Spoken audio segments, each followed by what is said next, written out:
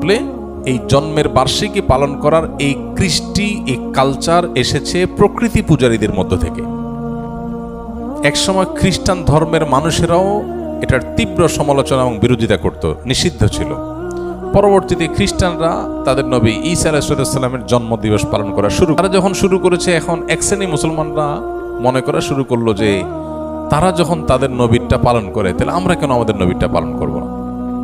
ভালো নিয়তেই তাদের অনুসরণ করার চিন্তা শুরু করেছে। অথচ নবী সাল্লাল্লাহু আলাইহি ওয়াসাল্লাম বলেছেন, একটা সময় আসবে তোমরা মুসলমানরা তারা তাদের অনুসরণ করবে, এক বিগত গেলে তোমরা এক বিগত যাবে, এক হাত গেলে তোমরাও এক হাত যাবে। তারা গর্তে গিয়ে ঢুকলে গুইসাপের তোমরাও সেখানে গিয়ে ঢুকবে।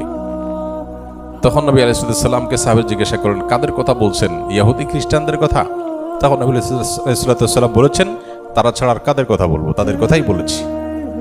অর্থাৎ তারা যা করে আমরা তা করব। এখন ওরা ওদের নবীর জন্মদিবস উদযাপনের নামে তারা ক্রিসমাস ডে পালন করে, যদিও সেদিন ঈসা আলাইহিস সালামের জন্ম হয়েছে কিনা সেটা আর এক ঐতিহাসিক বিতর্কের বিষয়।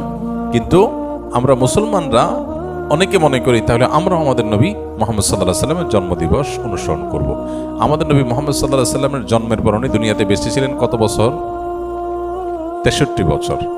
ওনার মৃত্যুর পর সাহাবীরা প্রায় শতবর্ষের মতো, সর্বশেষ সাহাবী দুনিয়া থেকে যাওয়ার ইতিহাসটা প্রায় কয়েক যুগ, শতবর্ষের মতো। এবং খোলাফায়ে রাশেদা তারপরে দুনিয়াতে বেঁচে ছিলেন কত বছর? 30 বছর।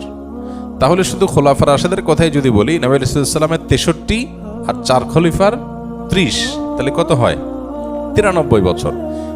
ইসলামের স্বর্ণযুগে খোদ নবী সাল্লাল্লাহু আলাইহি সাল্লাম এবং 4 খলিফার এই 93 বছরের একটা বছরও এমন পাওয়া যায় না যে বছরে একবার নবীজির জন্মদিবস তিনি নিজে অথবা তার কোনো খলিফা, কোনো সাহাবী পালন করেছেন।